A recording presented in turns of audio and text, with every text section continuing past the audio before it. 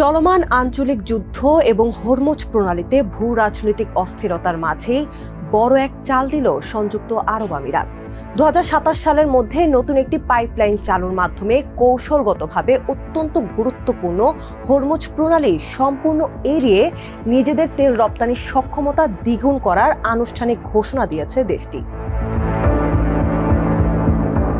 গত 15 মে Abu Dhabi national oil company এক বিবৃতিতে জানায়, ওমান উপসাগরীয় ফুজাইরাহ বন্দর পর্যন্ত বিস্তৃত এই নতুন পাইপলাইনটির নির্মাণ কাজ বর্তমানে দ্রুত গতিতে এগিয়ে নেওয়া হচ্ছে।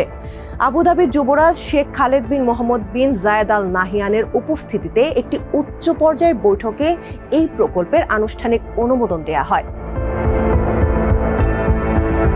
বর্তমানে হাবশান ফুজাইরা পাইপলাইনের মাধ্যমে আমিরাত দৈনিক 18 লাখ ব্যারেল তেল হরমুজ প্রণালী ছাড়াই রপ্তানি করতে পারে। নতুন প্রকল্পটি পুরোপুরি বাস্তবায়ন হলে এই সক্ষমতা দ্বিগুণ হবে, যার ফলে ইরান নিয়ন্ত্রিত হরমুজ প্রণালী ব্যবহার না করেই আমিরাত বিশ্ববাজারে বিপুল পরিমাণ তেল পাঠাতে পারবে। ইরান যুদ্ধের কারণে হরমুজ প্রণালীতে নৌ চলাচল বিঘ্নিত হওয়ায় আমিরাতের তেল রপ্তানি প্রায় 60% কমে গিয়েছিল। যুদ্ধের আগে প্রতিদিন 34 লাখ ব্যারেল তেল রপ্তানি করলেও বর্তমানে তা স্থবির। এই পাইপলাইন সম্পন্ন হলে আরব আমিরাত যুদ্ধের আগের পুরো সক্ষমতায় তো ফিরবেই, পাশাপাশি 2027 সালের মধ্যে প্রতিদিন প্রায় 50 লাখ ব্যারেল তেল রপ্তানির মহাপরিকল্পনা হাতে নিয়েছে দেশটি।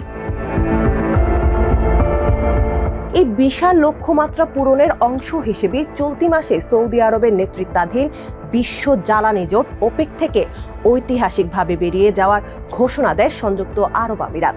তেল সরবরাহ সীমিত রেখে দাম চড়া রাখা এবং সৌদি নীতির বিপরীতে গিয়ে নিজেদের উৎপাদন ও রপ্তানি বাড়ানোর পূর্ণ স্বাধীনতা পেতেই ওপেক থেকে বিদায় নেয় আবুধাবি।